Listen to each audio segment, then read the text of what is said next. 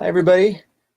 I'm here with Meg Hansen, who is a data activist and a historic preservation advocate here in Portland, Oregon. And we are going to talk about historic preservation and how it relates to gentrification and demolition of historic properties and affordable housing, as far as how Meg sees it. And so, Meg, you have a passion for this, for historic preservation. And what is historic preservation? I think it's kind of a broad term. And I think that historic preservation in the past is kind of different than it is currently. And we can talk about historic preservation with a capital H, or we can talk about preservation in general. So I think you're saying the difference is like the fixing up of old homes and sort of preserving, very landmark buildings with sort of a different movement that people maybe understand or are familiar with more, and that you're talking about something a little bit different, which is to simply preserve a housing stock that is affordable. Well, and also sort of the intersection of public versus private, the fabric of communities, what happens in a place, who lives there. So historic with a capital H, tends to conjure images of people talking about corbels and fenestration and fancy stuff. But historic preservation as a tool has been used throughout history to sort of look ahead and say, this is part of this, it's in the public interest that we not let this be erased. And so there's always a balance between preservation and progress, and what people deem to be historic by virtue of aesthetics versus what it means to a community. So it's a lot of things to a lot of different people. My emphasis is more on the human aspect of the built environment and conservation. Well, yeah, it's interesting because historic preservation has historically been part of the gentrification cycle in many cities. The idea that people go in and start to fix up these old homes in these neighborhoods that are quote unquote neglected. This tends to be the first wave of new investment in these neighborhoods, and once these houses get fixed up, they become very unique properties. And that attracts more money, and that attracts more people, and that gets the speculative kind of gentrification that's very damaging rolling. Yeah, I can see that, and I think we all experience that as we grow older and we look around, where we have this sort of expansion and contraction and waves of different sort of awful speculative development that tends to disinvest to sort of starve communities of amenities, and also the difference between wealthier, whiter people flocking to the suburbs versus having a change of preference for urban communities where people already live. And I think that we see some different waves. So what you're talking about in terms of really gentrification that is based on sort of fixer-uppers and people moving into communities and saying, well, I don't have a lot of money, but I can fix this up. I think fast forward to what we're dealing with now is sort of on the other side of that, where this isn't necessarily people buying fixers. We have large corporate gentrification on a scale of which I think we even need a new name for it. I mean, it's still relevant in terms of colonization and finding places for the gentry to live. But we are seeing the difference between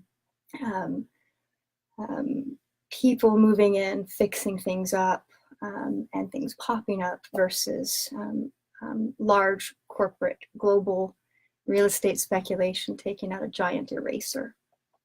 Okay, so we'll dive deeper into that in a few minutes, but you are huge on social media. You're known as Nerdletta, and we are live streaming this right now on Facebook. And so if there is anybody watching who wants to ask a question, we do encourage people to just go ahead and throw one in. But your presence on social media, I feel, is, and the way you use social media is part of your tech background, and you're very crafty with it. And so you work at Oracle. What exactly do you do for a living? Well, I don't work at Oracle, so I'm an independent contractor. You work with Oracle. I specialize in Oracle's enterprise resource planning suite.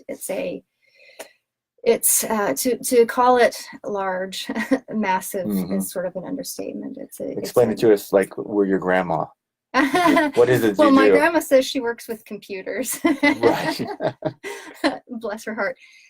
So in a nutshell, I do global supply chain. I'm a global supply chain architect and engineer. So I deal with concepts and complexity on a global scale, but also reverse engineer and forward engineer on a very fine, detailed level.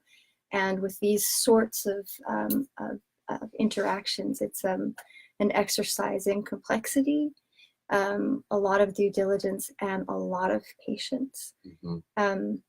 So that's sort of my background. And I've been an independent for many decades. And so I have, and before going out on my own, I was a bureaucrat for 7.5 years. Then I went into private industry, and then I forged out on my own. And what does Oracle do? What doesn't it do? In my specialty, Oracle is a relational database, but within the sphere that I work in, if you think about sort of like global manufacturers, we can use widgets as an example, where you've got vendors and customers, and they're operating all over the world.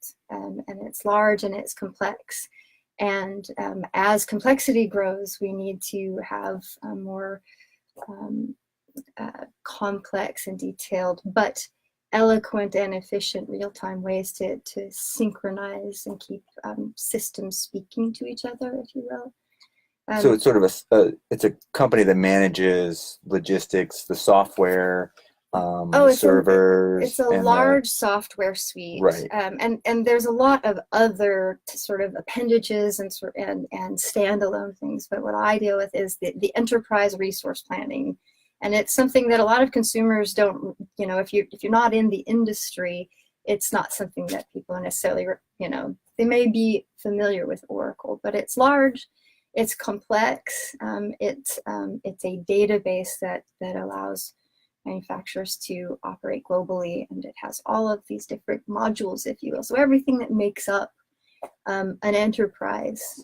You've got so you have a lot of data, like you say, you find patterns, you search out and investigate patterns in order to solve problems. And this, I think, is key, because you are working with data, you're looking at patterns in your analysis of the relationship between historic preservation, affordable housing, displacement, and demolitions. Yeah. And you're releasing a comprehensive data map of the city of Portland's residential infill strategy, which is basically a massive rezoning of the city of Portland. Yeah. And we're going to also talk about that as we get deeper into the interview. But all of these things, you're using all of your skills as a data analyst and as a data expert and sort of pattern detective. Yeah. To create these links between gentrification, displacement, zoning, and historic preservation. And a lot of the expertise, the way that my brain has been trained, not only to train to complexity and patience, but things like cross-referencing and the patience that it takes to say, well, what are the symptoms of the problem? And to reverse engineer what's there, to understand it. So I deal not only with code in the sense of, of technology, but that expertise also lends itself to trying to reverse engineer things like city code and loopholes, Mm-hmm. and find out the relationship between the parts so that solutions are based on first understanding the root causes and then also understanding what's already there, not reinventing the wheel. So it takes a lot of sort of diving deep in and then saying, okay, this is overwhelming, letting it rest, taking a step back and looking at things on a large scale, and then zooming in and looking at things on a microscopic scale. And it, yeah, both of those things, my brain has been trained to one thing, but I found that it lends itself to what you're talking about. So taking a step back, where'd you grow up? I grew up in Salem, Oregon. Okay. Not far from Portland. I grew up right across the street from a park filled with statues, and you know, I was a latchkey kid, so I was just roaming around trying not to break a bone until dark. When did you come to Portland? I came to Portland in 2002 to live, but you know, Salem's not too far away, so it had always been the place that, as a kid, as a teenager especially, I escaped to. And in Portland, where did you live? I live in Sunnyside, so in between Belmont and Hawthorne. In Southeast Portland. Yeah. 15 years ago, I drove around the whole city just trying to look for a for rent sign, and I have the crummiest place on the block, but I love. I feel really, really fortunate to live in a neighborhood like Sunnyside. And that was more of a working class, a little bit more of a working class neighborhood back then than it is today. That area has also been sort of gentrified in that there's a much wealthier class of people who are living in that area than there was 15 years ago even. True. One of the things that I do appreciate, though, as a renter is that it is so densely packed with, you know, there are large Victorian homes, there are craftsmen, but there's also little clusters of large apartments, small apartments. There's quite a diverse and dense fabric that allows me to benefit from the type of community that I never could have growing up.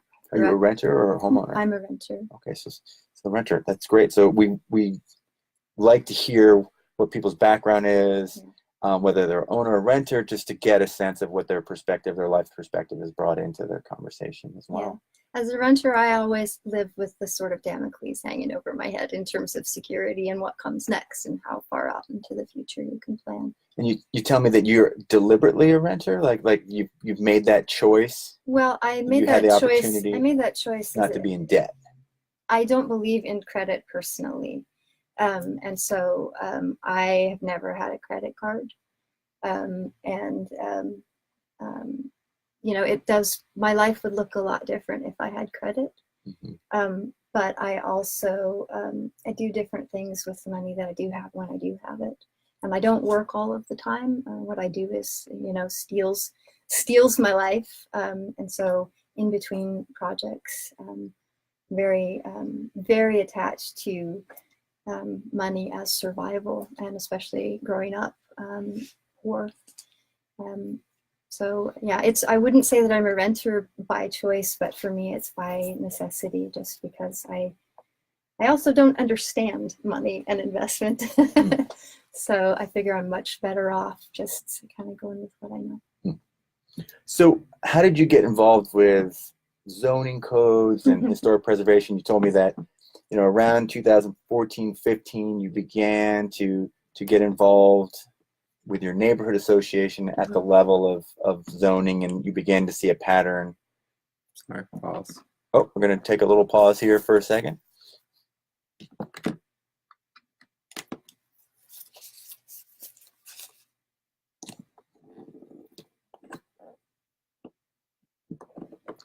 Technical pause for technical difficulties. Should probably have like a little sign that we put up. It's like do. Yeah, remember like the old some days? elevator music. Yeah, exactly. The little cartoon with the guy with a wrench.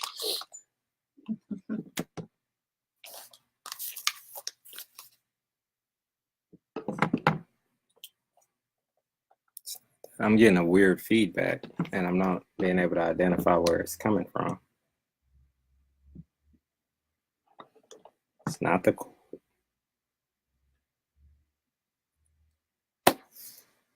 Right, go ahead. Should we just do a test talk here? Nah, it's gonna be what it's gonna be. Go ahead and Okay. go back to that last question. Okay, so around 2014, 2015, you started to dig deeper into zoning and you started seeing a connection between the amount of demolitions that were occurring, the escalating amount of demolitions that were occurring around the city, and displacement. I think that it's fair to say that around 2015, everybody was sort of looking around and saying, like, what's blown up here? I mean, there's always been displacement. Renters in particular have it's not like rent increases just started in 2015, but there was tremendous pressure. And around that time, I'd grown up in Salem, and so Salem being a capital city and also political, always sort of been interested in civic involvement. When I actually sort of put my boots on the ground and became radicalized, if you will, was where not only was I sort of uncovering and realizing that there were some large gaping loopholes in the city code that was allowing certain kinds of demolitions that we later proved were against the law, in state law, but also started to see those people who were in pain mobilizing and unionizing, at least, sort of informally. And it was in about 2015, I think October-ish, when Community Alliance of Tenants declared a renter SOS, and there was an action. There was an action that happened down at a county office, a large demonstration. And prior to that, I had some activity and put some boots on the ground in terms of demolition. Mm-hmm. But really, when we're talking about displacement and economic violence, when I saw a large group of people that felt like I did, calling for action, it energized me. And so you were active in your neighborhood association, and for people who don't know, here in Portland, the neighborhood associations are very involved in zoning enforcement and sort of the approval process for new projects. They used to have a little bit more power than they do today. Yeah. But there's a very strong sort of neighborhood level oversight that neighborhood associations are involved with. And so in 2015, Community Alliance of Tenants started to organize street demonstrations, which are chronicled and priced out. And this is when you say you got radicalized. And so what did you do after that? Once you became radicalized, what did you do? Well, I shortly after that, I reached out to Portland Tenants United, and I said, I want to show up.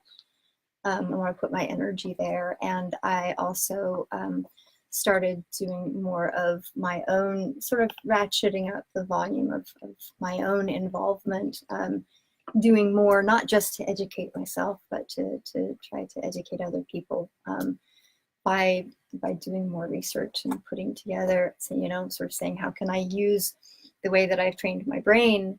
What is it that we need? Do we need data? Do we need maps? But really, that's when I said, how can I help? And I just, part of making a difference is just showing up, following, listening. I will say also that part of what I realized too, you talked about neighborhood associations and oversight. Part of what I realized through this progress also was that even though there are these neighborhood associations set up, they don't really have any teeth. Maybe they get maybe it makes it's a conduit for communicating with the city. But when it comes to what do we do with this? How do we solve these problems? The difference between public involvement and sort of theater of public involvement became quite clear to me too, that it wasn't enough just to show up at my neighborhood association meetings, that we sort of had to build these movements from the ground up. Nobody was going to come to save us. And what did you find? What is the connection between demolitions and displacement and historic preservation? Well, there's a couple of things. One, we live in a city that does not restrict demolitions whatsoever, unless it's subject to review in a historic district, which is about 3% of the city. Mm-hmm. So that was one thing where when we started following and tracking demolitions, which I started doing even before then, been doing that for about 5 years. And the low-hanging fruit were rental houses, investment properties where people lived. And when we have large waves of speculation, so the difference between homeowners coming in and saying, I want to buy that property and move into it, we started to see escalations in renters being displaced by virtue of their landlords getting cash offers from developers. There were a lot of cash offers at that time, and we watched that. So not only taking a look at demolitions, but also over on the tenant front, the rising number of people saying I've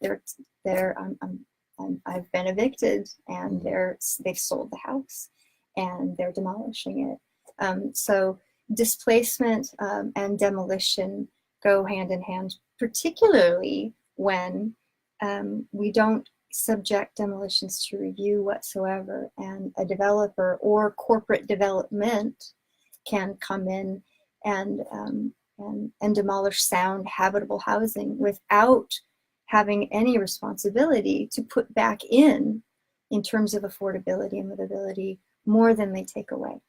Now, so what you said is that because land became so valuable, it was rising, the values were rising so quickly, a speculator could come in, buy a property, easily demolish it, particularly rentals, because there's a lot of housing units in one area and it's all under one owner.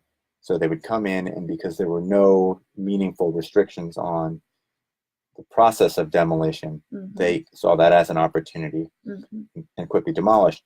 So you also said that there was a loophole, which implies that there was an intent of government or law to do something, but if you knew the system, you could subvert that intent. What was that loophole? It's a giant loophole, as a matter of fact. And it has to do with the historic resources inventory. So back in the 80s, they did an inventory, not just in Portland, but all across the United States. And it was part of an Environmental Protection Act that said we have a duty to sort of inventory things that are non-renewable. What are our resources? So historic resource inventory was a list of properties that said these are things that are either architecturally or culturally, historically significant. And not just aesthetically, but there was also inventories that said, here's what happened here. And in about and the law used to be that if you were going to take something off of that list, there was a 120-day delay. And that was an opportunity for the public to say, this is important. There was a balance between public and private ownership interests. The Historic Landmarks Commission at that time, if a developer wanted to demolish a property that was on the HRI, the Historic Landmarks Commission at that time could also pursue a public purchase. So private property rights did not reign supreme. And then in 1996, owner consent regulation came along, which said that can't designate anything as historic unless the property owner approves of it. And then in about 2002, what we saw was this quiet loophole that was created that even though the state law still demanded a 120-day delay for HRI removals, they did a Portland City Code reorganization project where they decoupled delisting from the delay. So the 120-day delay, not only that gave the public notice that this was happening, but was supposed to facilitate conversations that said, are there, and explore alternatives. So in 2002, they reorganized the code and decoupled the delay from the delisting quietly. And it wasn't until about, maybe 4 years ago, when we had this, sort of bubble expanding, that we started to notice that there were properties on the HRI that were getting same-day demolition permits. Okay.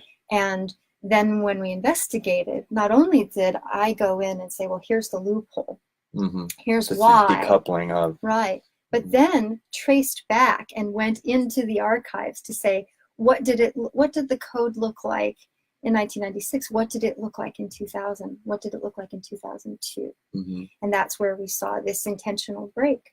And part. So when they decoupled this, just to interrupt real quick, was that a public process? Was that a? Absolutely not. So there wasn't a lot of and it wasn't a legislative process. It was it not. Didn't go through city council. It was not a legislative process, because part of the reorganization says, well, unless you're changing the way things get enforced, it doesn't have to be a legislative process. But what it was surreptitious deregulation. And so for 13 years, almost 14 years, developers all of a sudden didn't have to wait. And recently that became even more magnified when we saw these HRI demolitions, because part of why they were sort of really juicy for developers was that a lot of them sit on double lots. And there's also a loophole called the lot confirmation. So if there are more than one underlying lot, tax lot underneath a property, then developers can also circumvent a land use review, and they can get an administrative lot confirmation that says, okay, you now have 2 tax lots. They not only circumvent land use review, but they circumvent zoning. And so we saw developers looking for historic properties that sat on double lots, and a lot of them were HRI properties. Okay, so let's it's a little complicated. Yeah, let's back up a little bit. I'm just going to try to review what you said. And so basically, there's a lot in 2015. You're seeing a lot of demolitions, which are, they are targeting rental properties, which is creating more displacement. Yeah. Right, because rental properties allow a developer to quickly turn over many units and create new value, right? And so what you saw was that there was a catalog of historic, or at least potentially historic, buildings all throughout Portland, and that catalog had been created in the 1980s. And if you were on that catalog, if your property was on that catalog, there was an additional level of public review, which would slow down the demolition project, would alert neighbors, and which, if a community was averse to these demolition of historic property, quote unquote historic, we want to make a distinction here between capital H historic, meaning it's legally recognized as historic and preserved, and a property that is old and significant to many people but is not official. Right. So this public review of these older homes was required, but the laws that implemented or enforced that review have been eroded over the years. Absolutely. And most importantly, one was by passing a new law, which is, you don't like a law, you can pass your own. Right. If someone's trying to pass a law, you can fight it. It's fair. It's fair. Right. But there was this other process that happened sort of in the bowels of the bureaucracy, which was they through working the code, so to speak, literally, and sort of like in your data work, they were working with the code, and they kind of separated out the requirement for a public review for all of these sort of lesser historic properties. Yeah. And you went in, and through your data mining abilities and investigative talents, you found that they had done this without notifying the public, without going through city council or through a legislative process. And that enabled developers, when the market got really, really hot, to just smoke all these properties without an opportunity for the public to comment. Absolutely. And that's correct, right? Absolutely. And part of that's a heck of a lot of work on your part. Good job as someone who occasionally acts or pretends to act like a journalist.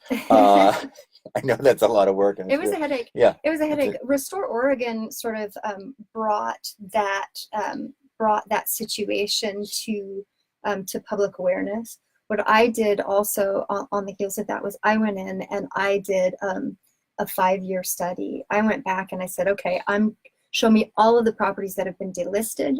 And then I went in and I traced through not only when the demolition permit was filed, but when it was demolished. And then I traced it through into subsequent sales. Mm-hmm. So we found it was developers who knew the system, and you see the same names Mm-hmm. throughout there too. And so they know how to work the system. How many properties were delisted or delinked under this? I don't recall. Well, in terms of from the time at which the loophole was created until they finally closed that loophole. Right. They didn't. By the way, they didn't close the loophole until 2016, and that was only after a long court battle that had to do with designation and delisting, formal designation, and it went all the way to the Oregon Supreme Court after some appeals, and then the city finally said, well, we're going to start enforcing this. They didn't admit that they had been breaking the law, but it was sort of a tacit admission. So you had to take the activists had to take the city to court to essentially get them to enforce their own rules. To get them to comply with state law. And I went before city council twice, first to sort of bring my report that sort of gathered up some recent history of it, quantified it and qualified it, and sharpened that stick to say, I have tied this up into a nice, pretty package and put a bow on it. Right. And if somebody wanted to sue the city, which seems to be the only thing that the bureaucracy sort of responds to, is when people or organizations come and say, we're going to threaten to sue. And that's how developers have sort of benefited from the creation of these loopholes. They threaten to sue all of the time, and so the city is so risk averse. So it takes a lot more muscle to do it from the grassroots. So let's talk a little bit at least about the numbers or get a sense of scale. So how many properties do you know? How many properties were just on the registry on this? Oh, on the registry. The catalog of lesser historic properties. I don't recall, but it's thousands. And people can go to, there's the Oregon Parks Department is sort of in charge of this. There's you can go to their website. It's the Oregon Parks Department. They have a heritage database. There's also a map.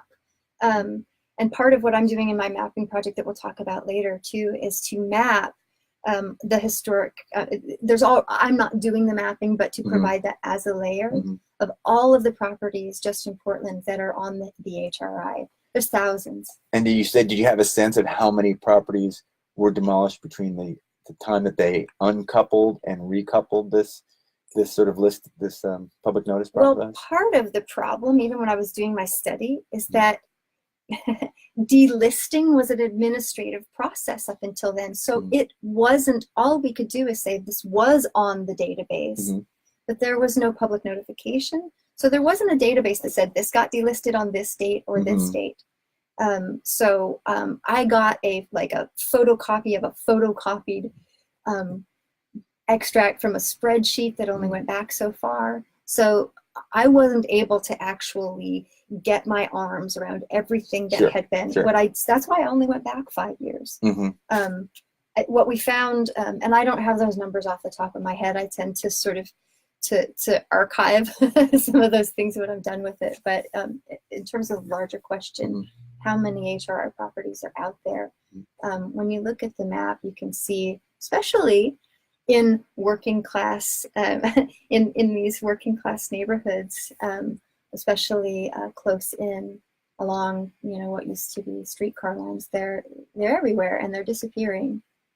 And so your feeling is that one way to prevent, demolitions, or at least to prevent demolitions and the dislocation that they create, and to give the public more input and influence on how their community is shaped by private investment, to create a more of a dialogue between the community and private investment, is by creating stronger historic preservation zones or designations, or to bring historic preservation in as an element that can bridge these two forces? Is that what you're saying? I think that there's actually something that's a lot more streamlined that doesn't have to be historic preservation with capital H. That still has its place in time. But if we're talking about as a tool for gentrification, if we're talking about, so for instance, in historic districts, they get subject to demolition review. But getting a historic district,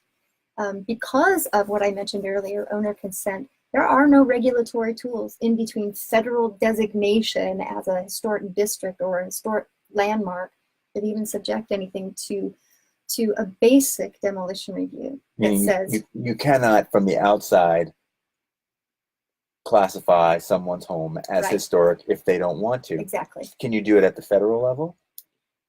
So in Oregon, we have owner consent. So even the federal government cannot declare an area historic unless everyone in that area agrees to be and that makes Oregon property. unique in the union.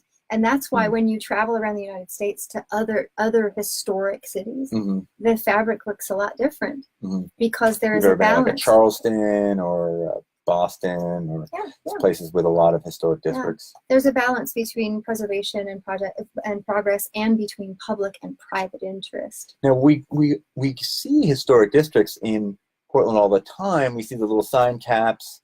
I'm using the royal we, but I'm sure people have noticed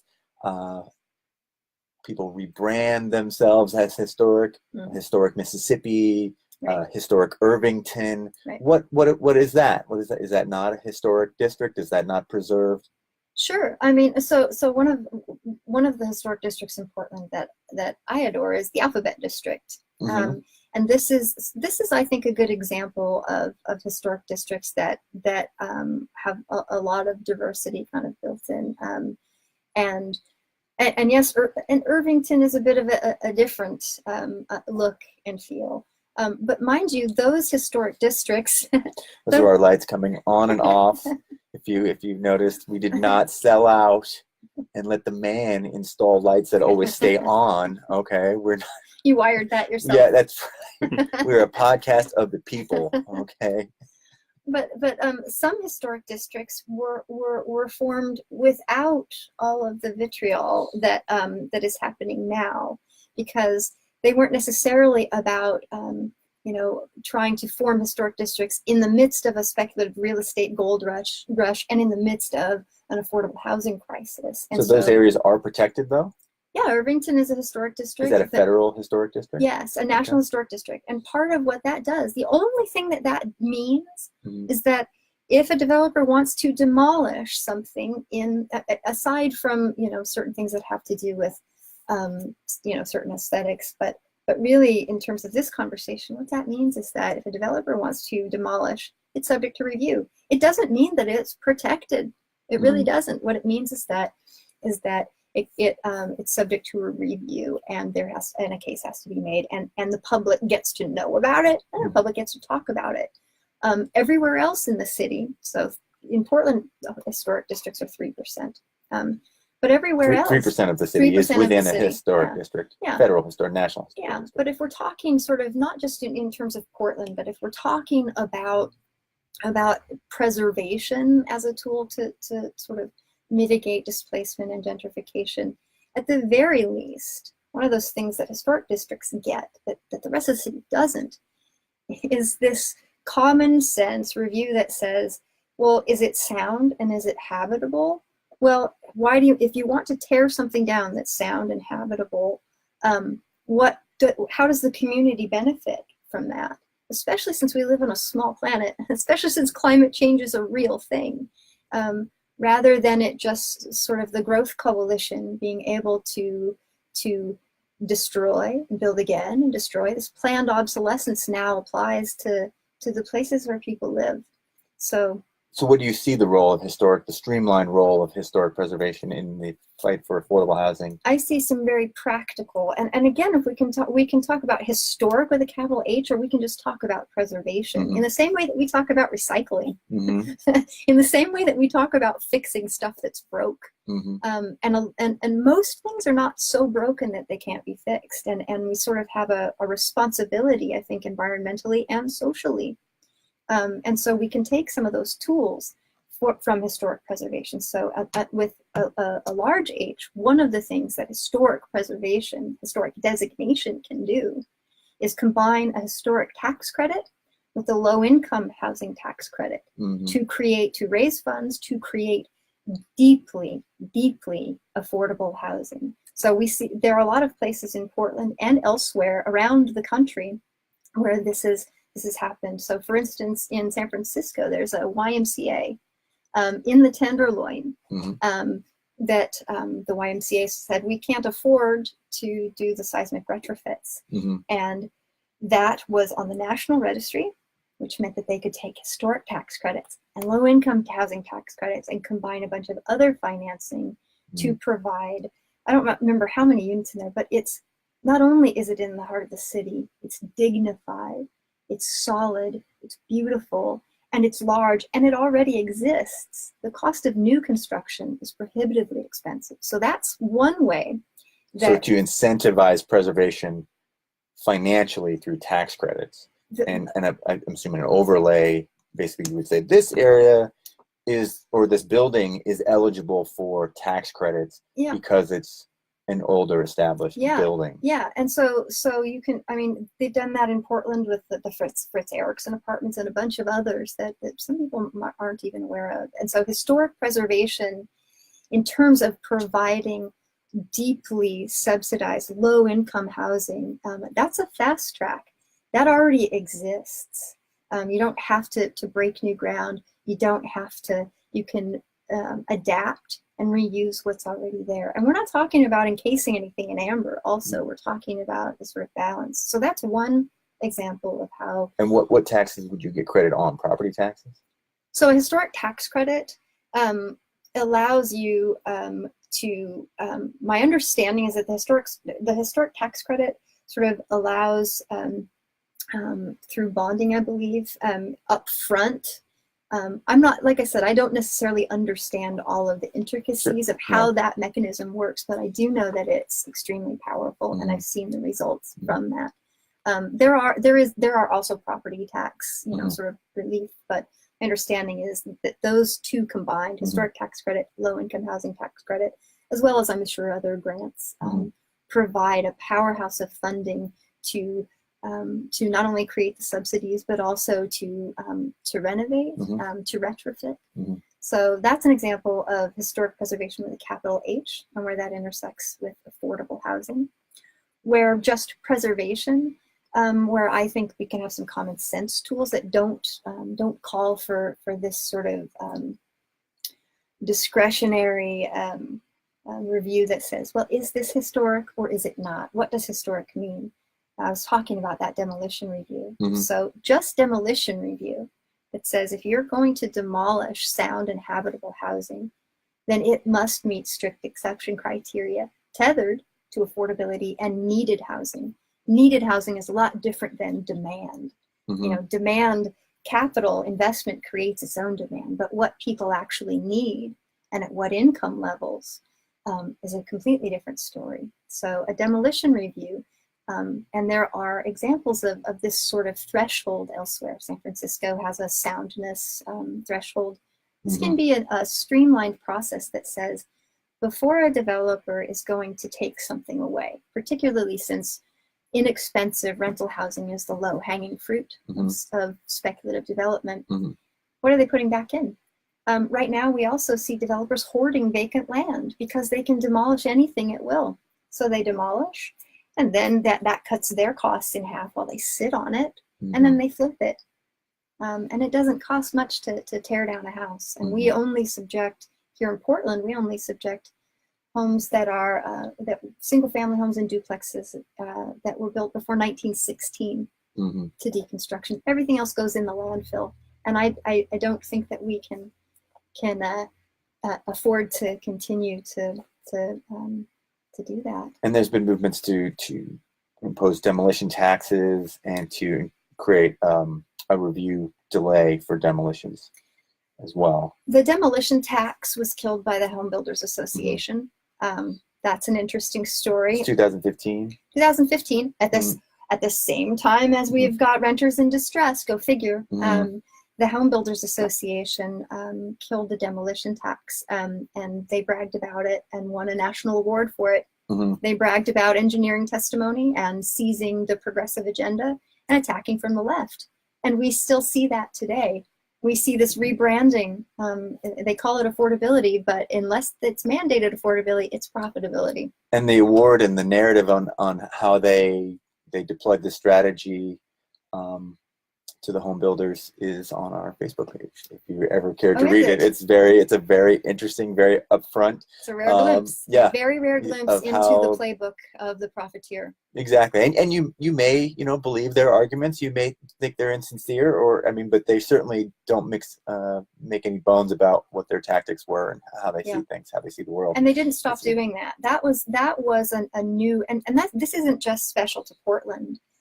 This is the growth machine. This is the growth coalition. And so you started this out to talking about like historic preservation as sort of the first signs of gentrification.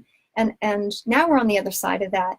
This is peak capitalism. This is late stage capitalism, where it is being driven by a growth coalition that is that has a lot more muscle and a lot more money. And in Portland and in many other cities, there are no fences around the hen house. And this is kind of the argument that in late stage gentrification, there's the trickle down is very small because it's now being driven by the 1%, to use this sort of progressive shorthand. You're not talking about small businesses or mom and pop. You're talking about just corporations and very, very wealthy individuals. Just a handful of people are reaping the benefits of the investment and are driving the investment because it's so much investment. They're able to lean on local control and community consent standards because they just have so much power. Once the market is there for them to exploit and it's worth their investment. So we only have a few minutes left. Tell us about the data map that you've been working on. So there is an initiative here in Portland. We've seen these types of upzoning initiatives elsewhere. Senate Bill 827 in California was sort of an example. In Portland, there is an initiative called the Residential Infill Project that seeks to upzone 96% of the city without any mandates of affordability. And part of what I am doing is to not only sort of take the scant mapping that project has provided, which sort of is a bird's eye view of the city and says, here is the residential infill overlay. And part of part of the mapping is also to sort of break down false narratives. Anytime I see something that is oversimplified, not cross-referenced, and painted in one broad stroke in one broad color, it's important to layer that in and say, well, here's the residential infill overlay. Now let's layer that in with looking at the county's multifamily housing inventory. And now let's layer in all of the non-owner occupied single family homes and ADUs. And let's layer in some additional layers that that will allow us to quantify and qualify things like median family income, communities of color, education level, all of these different things that have to do with giving us the truth on the ground that says, what does the data tell us? What's the silent narrative there? Rather than just looking at the narrative that says, everything here is single family zoned, therefore it is exclusionary, and therefore is keeping out people of lower income, keeping out renters. And that may be the case in certain areas that are where median family income is high, and the demographics and all of that sort of perfect storm come together to say, yeah, this could use some diversification. But until we actually can layer and cross-reference those things all together and see it as a whole, the truth isn't being told. So this shows how changing the zoning might impact existing rental single-family houses that are rentals, existing neighborhoods and school districts, and like how the actual impact, or at least you can begin to get a better feeling for what the impact might be on these neighborhoods. And the argument on the one side is that there's too many single-family home zones in Portland, and that they favor the wealthier, and that if there were more duplexes and triplexes and these smaller zones, it would make Portland more affordable. But you're going to have to demolish a lot of single-family homes in order to do that. A, is what you're saying, and then B, a lot of those single-family homes are affordable rental housing to begin with. Yeah, and that picture, it's not complicated, but there's sort of more than just one factor. And so, yes, right now, the majority of Portland is zoned single-family, which means that places where I live, where there was housing built, in the turn of the century, in the 20s and the 30s and the 50s, all of that diversity is no longer allowed. So in terms of what is the displacement risk when you upzone, you increase the speculative value of the dirt underneath where everybody lives. So not only when I map, I can also, by using these mapping tools, quantify that and say, not only this is how it looks, but how many non-owner occupied single family homes are within that, and where do these other things intersect. And so if we want to talk about truly providing diversity, inclusivity, and affordability through upzoning, then we also have to tether that to things like strong anti-displacement policy, strong tenant protections, affordability mandates, things that allow us to shape development rather than just say, well, we're going to upzone, and we really hope that for-profit development doesn't just throw some gasoline on the fire of gentrification. And one of the members of the Planning and Sustainability Commission said it aptly, Andre Bao. He said, we've seen this movie before. Right. And so this without those strong anti-displacement measures and a demolition threshold in place first, this is it's one of those things that development likes to call, well, we just don't know. Maybe there will be unintended consequences, but we all know how this story ends. We've seen it over and over and over again. Yeah, I mean, I always say New York City has been demolishing things since they first bought the quote unquote bought the island, and it just gets more expensive every year. Yeah, it doesn't create affordability. Upzoning hasn't made it more affordable, and this is a great podcast to if you're listening now to listen to our zoning podcast with Michael Anderson, who is going to take a little bit of the other side of this argument, and he's also going to talk about these same issues. Where can we find this map? It's a very interesting map. It's fascinating. How can people find it? So it is still in a draft form, but it will be presented in more of a workable form in December, when the Planning and Sustainability Commission meets to vote and codify this. And I'll be putting up a draft on our new website, forming a new coalition centered on this. Well, I call it C3PO, kind of like C3PO, but it's the coalition to prioritize, protect, and preserve affordable housing, CPPH. And is there a website there? There's a placeholder, but I'll make sure that I get it up after this. But you can also find it if you go to.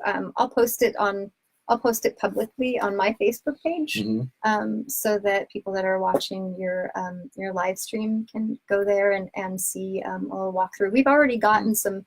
I've already sort of done some videos that give a walkthrough of some of the preliminary mapping. But okay, we'll have a link in our show notes to the map, to your to your Facebook page. Yeah, And yeah. The that. mapping is already Mhm. out there, but I'm going to be preparing an actual report around it, so Mhm. that there's sort of says, here's what this tells us, and here's some other important information. Well, Meg, Nerdletta, thank you so much for coming. Thanks for having me, Cornelius. Appreciate it. Thanks, guys.